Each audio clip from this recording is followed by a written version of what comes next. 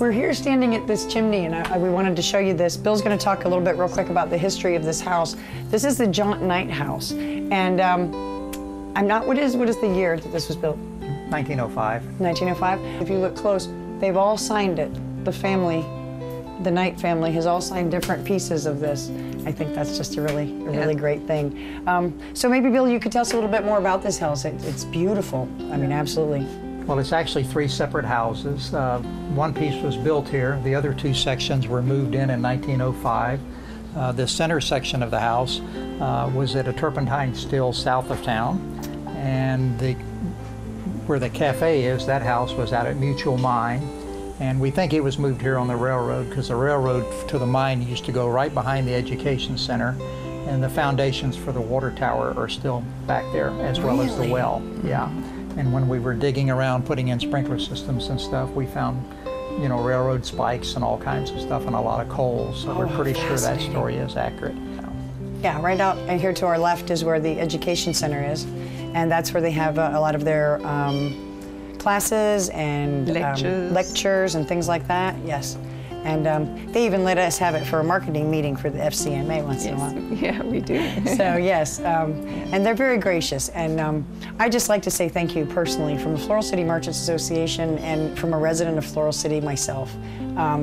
So very grateful that not only have you come to Floral City to make it your home, but you've helped to make it the community that it is and help create that with your art and with your giving and with your volunteerism yourself. So I, for one, am very grateful for that, and that you've brought this here.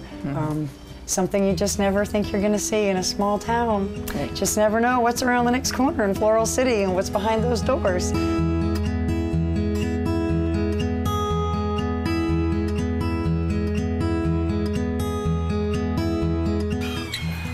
Well, hello, everybody. Good morning. Hi, How Shannon. are you? What are we doing today? Well, we're having a small class today, and we're making stained glass. Oh, this is wonderful. I'd like to welcome you back to this segment. Today, right now, we, in the magic of television, we have skipped 2 miles up the road and to Susan, Touch of Glass by Susan. This is Susan Healy. I'd like to introduce you. And these are her friends, and I'll let her introduce them. Would you like to introduce who's here? Sure. This is Tommy. How do y'all do? Tommy lives here in Floral City also, and that's Peggy. Peggy comes up here from Ridge Manor to learn, and this is Randy, and she's from Inverness. Yes. So. And she's a friend of mine too. It's crazy how in a small town you know everybody, even from like high school. It's great. So, well, you know, we came today to see a little bit. We're talking about art and the different things. And so we want to know, I'd like to know a little bit about your business and what you do. How long have you been here in Floral City? I've actually had the shop open for 8 years. It'll be 9 in January. I started by simply taking a class at the Withlacoochee Vo-Tech. And when I took that class at the Vo-Tech, the teacher there said that he thought that I could move on to better, and I was more creative. So he took me under his wing and he tutored me. And then when he decided to retire at the age of 76, I bought his business out and moved it here. So that's what I've been doing. What Tommy's doing is his first lampshade. He's doing a little bit of soldering right now on the lampshade. That's what holds the lampshade together. He had to cut all those pieces of glass individually. This is called stained glass because the glass does not come clear. It is already colored. It has the color in it. So we choose the color that we want, and we make a design, and then we make the product. And he decided he wanted a lampshade for his house, so he's doing that. See, looks pretty good. That's great. Yeah. That is beautiful. He's doing a real wonderful job. Tommy's been a student of mine for about a year now. Well, I can see he's a very good learner, and you must be a very good teacher, because that is very good absolutely teacher. beautiful. It takes patience, I imagine, doesn't it? Lots of patience.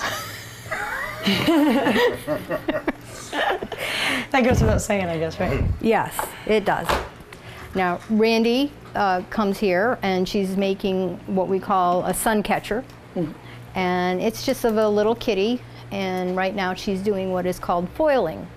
Foiling is where you put the copper foil, which is this, around the outside edge, and then you will solder it together, and it will hold it all together. Oh, wonderful. Actually, Randy has made these two beautiful pieces. She was into mermaids, and she made these two mermaids. That's beautiful.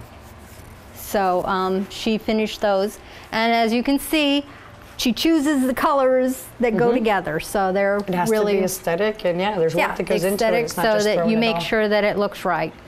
Now, if you don't mind me asking, what is this kind here? The glass? This is a special process that you put on what we call a dalle de verre. This is a dalle de verre, which is this one big hunk of glass. Oh, wow. This one big hunk of glass weighs over 10 pounds.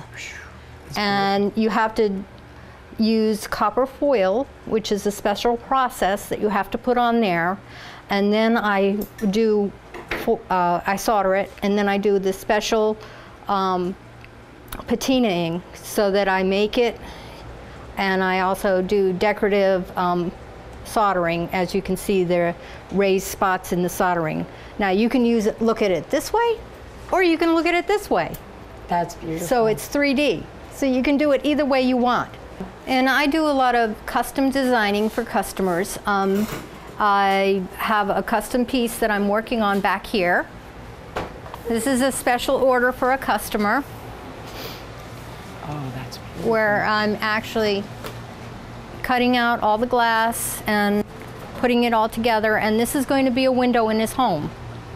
Oh, that's beautiful. And of course, I had to make sure that everything was right. I draw my own designs up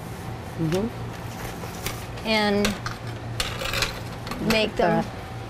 From that to that. To- Well, from from her the- head to that to that. Yes, right. And her you know, soul, the absolutely. lady, you know, I go in and I look at her house and I say, well, what are your colors? And then I incorporate all her colors into the design, and this is what I've been doing. It should be done shortly because I'm right there.